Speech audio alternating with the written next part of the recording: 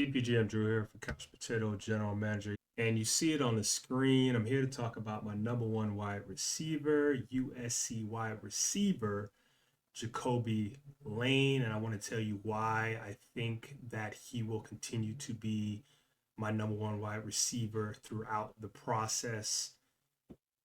And I want you to jump on board. Had a breakout season last year, in particular touchdowns, but I think he's going to be much more productive in terms of receptions, yards, and I think his touchdowns actually might even go up. And I'm going to give you a couple of the reasons as to why that is the case. And then obviously we'll look at some film breakdown in terms of who he is as a receiver. And I expect him to consistently be the guy for USC, along with Lemon over there, Makai Lemon, who we like as well over here at CPGM. Let's talk about it. So first up, we're looking at his numbers from his 2023 season, obviously his 2024 season, which is where I want to focus. Okay, so like I said, he has the 12 touchdowns from this past season. 6 of those 12 came from the last 2 games of the season, going against Texas A&M and going up against Notre Dame. I mean, he was just absolutely dominant, especially in the red zone. He just seems to find the end zone. Quarterback seems to find him. He knows how to work it when it comes to that end zone or that red zone area, okay? But a couple of reasons as to why I think he will continue to ascend, he's on an upward trajectory, is due to guys leaving, guys transferring out. So we can start with the quarterback position. We had Miller Moss last year, who, we had high hopes for, at least me and Headley thought that Miller Moss was going to take that next step, and enter Jaden Mayaba, okay? Mayaba, who seems to understand that his bread is buttered when he's looking towards Lemon and Lane's way, L&L, okay? The law firm L&L. Make sure you get it to those guys. Quarterback play is important. I believe that Miller Moss wasn't looking for those guys. And let me let you know that USC had some guys. You know what I'm saying? It wasn't just Lane. It wasn't just Lemon. We're talking about Kyrie Hudson, who transferred out to Penn State. We're talking about Deuce Robinson, who transferred out to Florida State. And we're talking about Zachariah Branch, who transferred out to go over to Georgia with his brother. Okay. Those 3 guys not by themselves, but those 3 guys together accounted for 108 balls, 8 touchdowns, 1,361 yards. Like who's replacing that? Lemon's still there, Lane's still there, a couple of guys are still there. But I expect those 2 guys in particular, with the quarterback play, for their numbers to go up. As far as I'm concerned, they don't have anywhere to go but up, okay? Because of those 2 particular factors.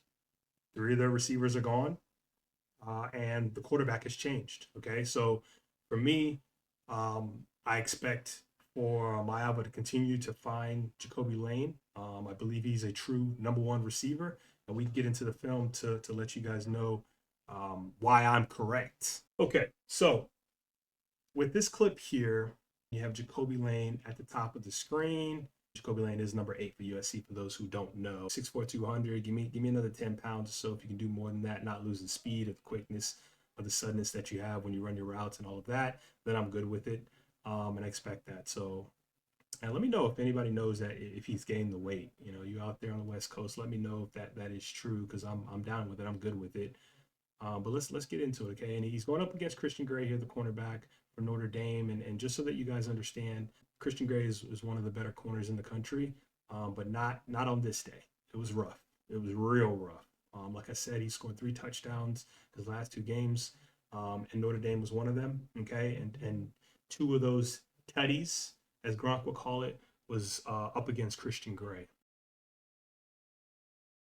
So when you look at this, the first few steps that Lane is making is to get outside leverage, or what appears to be where he's trying to go, is get that outside leverage of Christian Gray. And the reason for this is, first of all, he has a tighter alignment, and he's inside the hash, okay? So that leaves all that room to his right to make a move, right? If I'm Gray, my mindset is I don't want to give him that. I don't want to give him anything. I want to give him outside. I don't want to get inside, but I definitely don't want to give him outside, right? Because it's probably a race to the pylon, or it's a race to the back corner of the end zone, whether it be a corner route, an out route, or a fade route, right? And then it's just a race to the football at that point. So I think that Lane knows that. He understands the alignment. He understands what he has to do to make Gray think that. And obviously, you saw it previously where he was able to essentially spin back inside once Gray committed. Okay, and it wasn't much of a commit. It's a couple of inches of commitment, and that was the end of it. Look at that, right there. It's over. The route is over, guys. It's over. Quarterback knows where he's going, gets it out, touchdown. It was a beautiful route. Big time understanding between the quarterback, the receiver, and the OC. Okay. All right. Next up, we have Jacoby Lane going up against. I'm not sure who that cornerback is. I should have checked it for you guys, but I'm not sure. But this is going up against Texas A&M. I think this is the Las Vegas Bowl. This is the second or the third to last play of the game. And at this point, I think this cornerback has just had it. Ready for the game to be over. This guy's been roasting me all day. And he can't be covered. Okay. And you're about to see why he can't be covered. It's beautiful. Beautiful. So let's run it back. Let's run it back. Okay. Now, with this play here, you have the cornerback wanting to get a little bit more physical with Jacoby Lane. Obviously, this is man coverage all the way down the football field, two high safeties. What is Lane trying to do? I'm trying to get, again, the outside leverage, which is something he's really, really good at. He can get inside leverage too. We'll look at a play where he does. But I'm going to give him some of that Chad Johnson, some of that footwork. Okay. That stutter. Let me get up outside of you. Let me stay with you. I'm going to give you that little Michael Irvin push for the separation. I'm going to catch that. I'm going to try to stretch and get in the end zone across the goal line. Wasn't able to do that. But here again, there's the push. Slowed it down. Stop it for you guys to see the push. And boom. Right? And he's physical enough to deal with anyone that's trying to be physical with him, as you saw there. Okay. Next rep we got going here. This is just inside work, man. Just inside work. Beautiful inside work. Again, working. Let me see. Is it that same corner or did he spread the love? No, he looks like I think he spread the love here. All right. The jab outside, the stutter, the jab outside, and then cut across your face work inside. I don't know what the safety was doing. Somebody let me know what the safety was doing because I have no idea what the safety was thinking or doing. I just know when he got on the sideline, there was a conversation as to what the hell were you doing? Because safety was not looking where he was supposed to be, and he crossed under the safety, under the corner, and caught the pass for a touchdown. Stretched out, 6'4" frame. Look at him, outside, inside, done, over, game, touchdown. All right, and then this is just the inside. So I gave you outside, I gave you inside, and then here's another inside. This one's a little bit quicker. It's just a shuffle outside, inside. To shuffle, stutter, jab outside, and work back inside, and caught the ball even with the cornerback on him, right? With impending safety coming over and laying the wood. He's not scared, and I'll show you a play later on in this where you see it. He's not scared, okay? He's not scared of contact. He's all about that, okay? All right, here we go back to Texas A&M. Let's take a look down at the bottom of the screen, again with the stutter inside. And this has to do a little bit more with physicality and using the cornerback's physicality against him. All right. So again, we run it back. This is him heading up, step outside, step back inside, which is what he loves to do. And then what he does is he uses the cornerback's physicality against him. He kind of presses on him, leans on him, and then the corner's like he's trying to head upfield. He's trying to get outside of me. All in all, that's not really what he's trying to do. He's trying to use your aggressiveness and your leverage against you, which is what he does. And then he creates so much separation with a little slight, shoulder push off, if you will. All right.